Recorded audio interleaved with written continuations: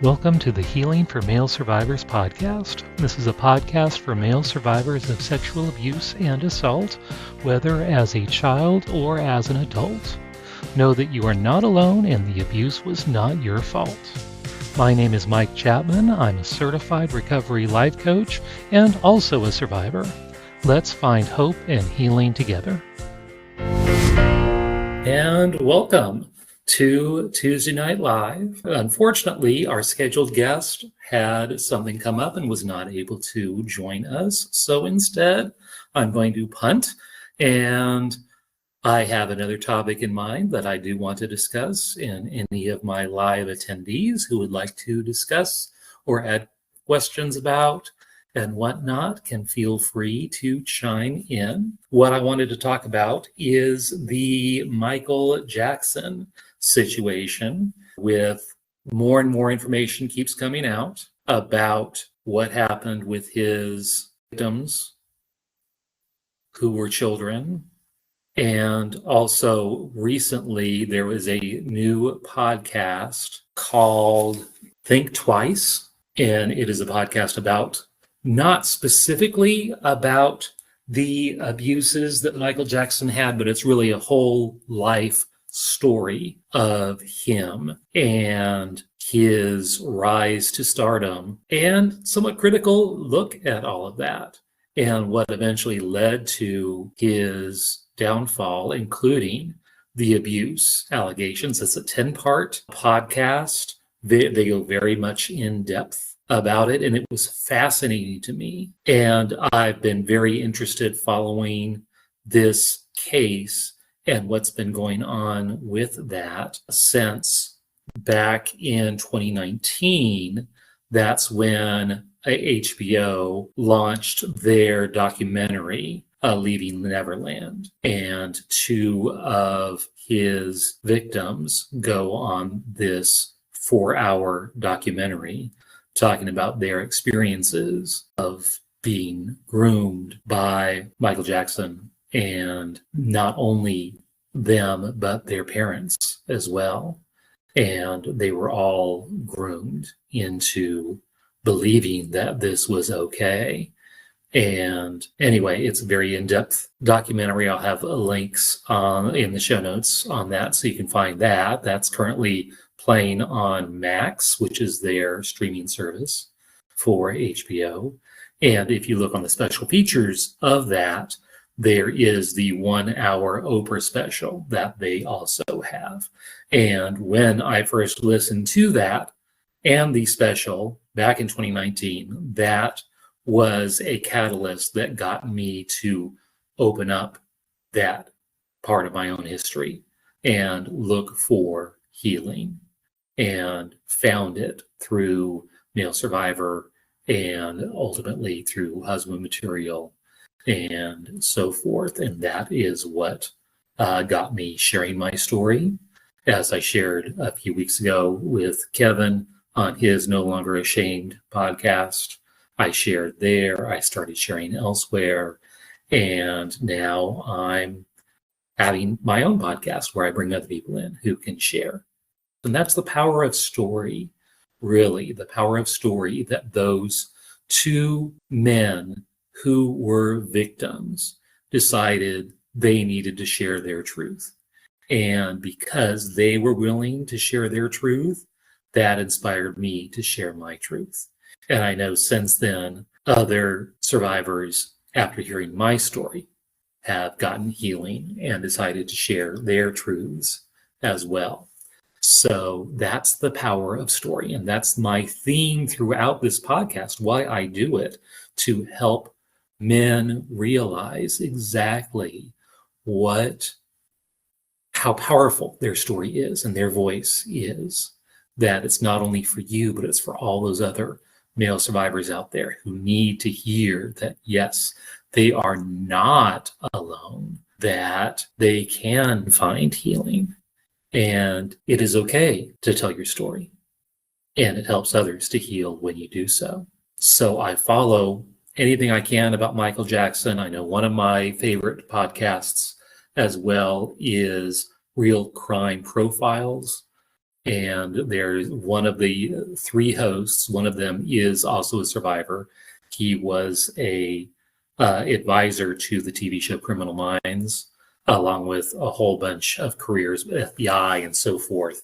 And but he was also a victim and a survivor, and he tells his story on there and follows all kinds of sexual abuse and assault cases, including a lot of CSA type cases, including the Michael Jackson case. They have not commented on this new podcast yet. I'm hoping that they do. I don't know if they will. I think I sent a text to them. It's like, cover this. It's very good. I would like to get their take on it, but they have wonderful, deep analyzing of all these different media things involving real life cases. And they go in depth so much on the truth behind these cases. But this, again, Think Twice is the podcast. It is 10 episodes again, but was so fascinating is before the allegations of abuse came out, Michael Jackson was already planting seeds of grooming to the public to convince him that he was not a monster, that he is very much misunderstood, almost like he knew that allegations might come out. And so he was setting the stage for his rebuttal of those allegations before they even came out. There was a music video that ended up only partially getting produced. It was with permission of the filmmakers of Addams Family Values. So they used several of the actors from that, a lot of the sets from that, and the raw footage is available on YouTube. They talk about that as well. So whenever that was in the 90s or whatever this was, it was just before the allegations came out. So 80s, 90s, somewhere in there. But they had shot this footage of this. It was going to be a long music video, I think, similar to Thriller, nice 10, 15-minute short film, but showing how he's horribly misunderstood. Then before they finished shooting, before it went into post-production, they were still doing the primary shooting, and I think they did some previs on some of the things. So they got some special effects and some previs special effects and some missing special effects on this, but you can see what was left, what they ended up with on YouTube, showing this footage of this music video. They ended up stopping production because allegations came out. And so they ended up just dropping the whole thing, though that footage is available. And they talk about that in this podcast, which I had no idea. And I looked at the footage and it's like amazing. It was as if he knew. And he did know because he had been abusing these children for several years before the first allegations came out. So this has been an ongoing thing. And I'm sure whoever was working with his team probably knew that this was going on. And it's like, okay, it's an institution, just like Catholic Church, just like the Boy Scouts. And people behind the scenes need to protect the institution at all costs. So they know what might bring down the institution, and they have plans. They have plans in place to prevent the failure of the institution. And that's what's so horrifying about institutional abuse. And when it's with a celebrity, it's not only the celebrity, it's all of their entourage, all of their publicists, all the people who are making money out of the institution of that artist. Because even today, multi-million dollars they have, Broadway plays being produced, they've got movies being produced still, even now. And so much residuals are being received by the estate that it's still quite powerful. It was amazing to see how the institution of Michael Jackson Incorporated, I don't know what the formal term is, but they made sure that they tried to discredit all of these people who came out against Michael Jackson and did their best to try to discredit them. The podcast went in depth as to all those things. And then also when the HBO documentary came out, They talked to people who were very much for Michael Jackson and then went and saw the premiere and were shocked that you cannot watch it and not come out realizing that these guys were telling the truth. And so many people who were really siding with Michael Jackson and assuming it was all made up left. They were amazed and dumbfounded at, wow, this stuff really did happen. And they're even now trying to balance the dichotomy of the artist and his music and what he meant, especially to the African American community, and how he was able to break the color barrier in music videos with MTV, who had no Black artists on at the time. And they talk about this on the podcast as well, and how he did whatever he could to change the art form so that he could be accepted, and that blew the doors open so that other African American music artists would be more accepted in the mainstream area of music, such as MTV. And he did, and those doors went wide open. So you had other stars like Prince and so forth, who were finally accepted into that mainstream pop culture universe of MTV and the like. And going back to what I was saying, these supporters, originally Michael Jackson, trying to balance that.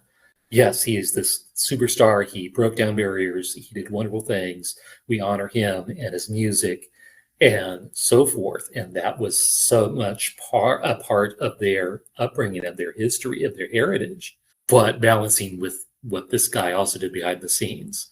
And yes, it was horrible. And yes, it was not good, but still honoring the good and the bad and trying to balance those. And talking in this podcast about that, and that it was difficult, though they still listen to the music, but they also understand what this guy did as well behind the scenes and trying to balance that. So again, think twice, and I'll have a link in the show notes as well to that podcast. And just fascinating. Going back to when Michael Jackson was first being named the King of Pop, that was also grooming the public, that their publicist convinced radio DJs that, no, you will introduce Michael Jackson as King of Pop. That I believe it was some award show, and they added it to the teleprompter for his introduction, that introducing the King of Pop, Michael Jackson, that he was never, no one decided that. That was his publicists and so forth who put that designation out there and strong-armed all of these places to use that term, King of Pop, until it stuck, and that he was the King of Pop because it was used so much. So that manipulation of the media that he and his team were pros at very conniving, and it's part of the industry, the music industry. And Michael Jackson Incorporated, that they wanted to continue to grow his brand. So it was just amazing listening to this podcast and how those early introductions. And we have Super Bowl weekend coming up in a few weeks. And his was the first big major Super Bowl halftime show. 80s? I don't know the exact date, but they talked about it on this podcast as well. And that they had several confirmation on this, that if you look on the video, there's roaring applause when he comes on the stage. It was canned applause, that someone pushed a button to make the applause happen. And if you pan at the audience, it's like, they didn't know what to expect. Oh, concert? Wait, we're here to watch football. What? What is this? Halftime show? What is this? And people were like getting food, going to the bathroom, not really paying attention. Oh, we've got a stage show? Okay, so it might be a smattering of applause, but certainly not the roaring crowd of applause that it appeared to all those watching the live broadcast on TV. They hit the button. So it sounded like roaring applause, but it really wasn't. So just fascinating, this deep grooming. There's no other way of saying it, that him and his media moguls, those behind the scenes, grooming the public to accept him as this superstar and continually manipulating the media, the public's perspective of who Michael Jackson was. Amazing. Absolutely amazing what they came up with. And I knew we do have a few people here. If you have any questions or answers, or if you would like to come on, if you want to share publicly your own opinions on any of this, that would be wonderful. So let me know. Yes, one of the participants said, wow, that's a very interesting about Michael Jackson. I didn't know most of its information. Yes, I was amazed at the Think Twice podcast that it had so much in-depth information. I was amazed, and it was very fascinating listening to this, even though it's very long. It's a 10-part podcast, 10 episodes. Next, did he ever get charged before he died? Did he ever have fines? And part of the grooming process was to convince his victims that they were not being abused. And that's what's so key about this. And so many others who groom children into becoming victims. Part of the grooming process is to convince them that it's not abuse, that it's a loving thing. It's part of a loving relationship. And you love me and I love you. And this is something that people do when they love each other. And it's perfectly fine. And it's not abuse. And in the 4-hour documentary, one of the victims, I forget which one, mentioned that it wasn't until he had a son, and the son was the same age when Michael Jackson first started abusing him, then he realized, if someone ever did to my son what Michael Jackson did to me, oh my gosh, of course that's abuse. And then it clicked. That was not okay, what happened. And it really made him realize, wow, that was very wrong. And yes, it was abuse. And that's so often true for survivors, that something about having a child and that child reaching the age that you were when your abuse first happened, something snaps in you, whether it's the sounds or the smells or something in your brain unlocks. And you can perceive the abuse in a different way, however you did before. For me, it unlocked the memory when my firstborn was an infant about 7 months old. That's when the memories first started unlocking that I had been abused. And it wasn't until like 30 years later that I realized, oh, it actually started when I was probably about 7 months old. That made sense why it was at that age when all that stuff started coming out of my brain. And I've read so many stories of so many survivors who have had children. And when that first child reaches that same age, that something snaps. And they have a whole different understanding and appreciation. Or if there were repressed memories, that those memories get unlocked. Another question, were there ever fines charged? Yeah, he got charged, but nothing happened with the cases at the time. And both of those victims who were on the documentary both testified in court at the time when they were boys, saying that no, he never abused them. But of course, part of the grooming process, you get groomed to say, no, this is not abuse. So they would confirm that. Now, those same two guys are trying to sue the estate and the corporation because they knew. So many people, staffers, housekeepers have come out, security guards have come out and said, yes, they knew stuff was going on. It was quite obvious, and they were told to look at the other way. So the Michael Jackson Incorporated, the company behind, they knew. So they need to be held accountable for allowing this to happen. And they are pursuing that. I don't know what is going on with that, but that's the most recent thing. So no, he was never fined. They've had several suits, but nothing was ever proven in court. He was never found guilty as far as I know. Good question. Any other questions that you have? Feel free to type them in. And yes, we have a participant. Feel free to share whatever name you want to share, or just say anonymous if you want to be anonymous. That's entirely up to you, but go ahead. This chat, and I was just wondering, do they have any idea how many victims there probably were, Mike? I believe it's been estimated, and that podcast estimated how many different boys there were and how many have come forward or were part of the different lawsuits. I don't know what the specific number is offhand, and then several did not come forward.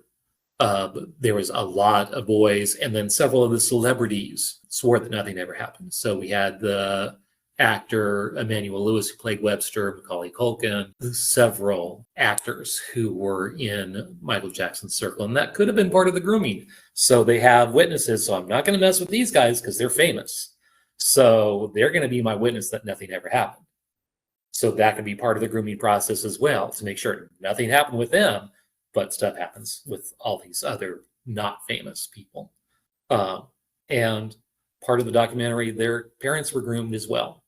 So to realize that, they can provide all this special privileges for their children, opportunities, career opportunities, and so forth, that then help the parents financially. So then they're not going to question it because it helps the family. It helps the family's finances. So all of that is part of the grooming process as well, until, the child ages out and it's like, oh, sorry, not interested anymore. You go on, good luck to you.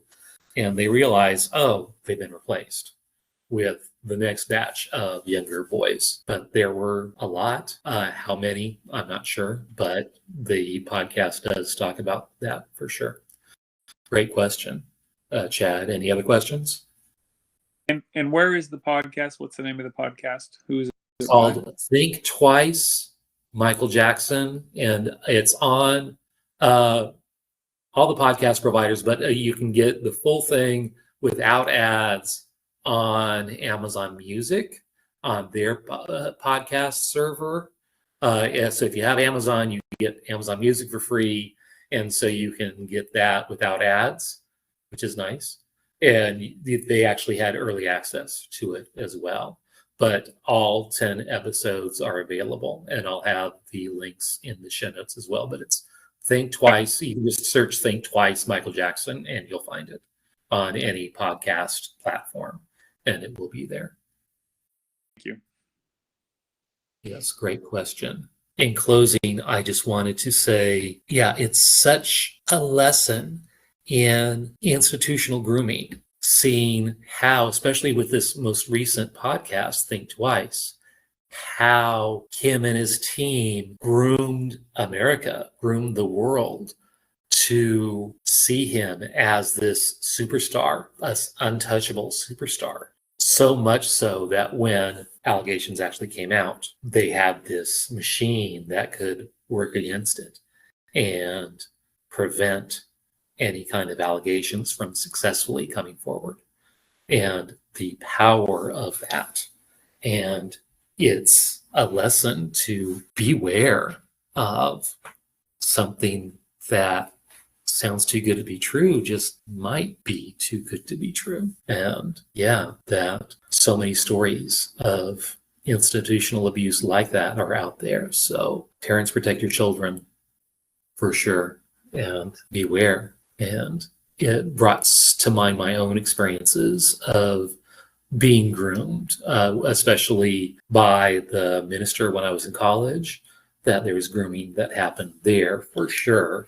And then just by who he was and the fact that he groomed parents, my chief abuser, which was my father, he groomed my mom, he groomed my family, my siblings. We were all part of the grooming process, even before I was born, to allow the abuse to occur. So grooming is just so pervasive, and it's such a strong part of the story of abuse and survivors. With that, again, know if you are a survivor, the abuse was not your fault. And so much of the grooming implies that you are part of it, that you gave permission, you gave consent. And children cannot consent to such a thing, but they make us feel like we did. And that is not the truth. With that, we'll see you next time.